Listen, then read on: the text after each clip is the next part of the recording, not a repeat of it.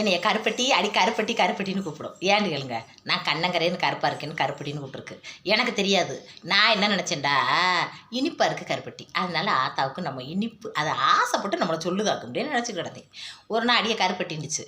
கருப்பட்டின்றவுடனே எங்கள் அப்பா சொன்னார், எதுக்கு என் மகனை கருப்பட்டின்ற, என் மகன் அப்படியா இருக்குது, என் மகன் நல்லா டவுனுக்கு வாக்கப்பட்டு போச்சுன்னா நல்லா கலராயிரும் அதெல்லாம் அப்படின்றார். என்னப்பா அது, அப்பா தங்க நம்மளை என்னைய இது கருவாயிச்சின்னு சொல்லிச்சு அப்படின்ட்டு. அதுக்கு சொன்னார், ஏத்த கருப்பட்டின்னு சொன்னால் உடனே கருவாச்சின்னு சொல்லுது ஆத்தா அப்படின்னு.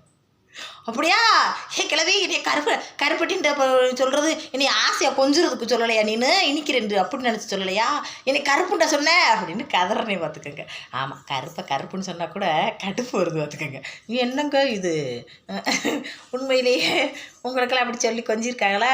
எங்கள் ஆத்தா என்னை கருப்பட்டின்னு கூப்பிடும். கருப்பட்டி பிடிச்சி லைக் பண்ணுங்க. எங்கள் அப்பா தான் ஞாபகம் நினச்சி இப்போ பார்க்க முடிஞ்சுச்சு.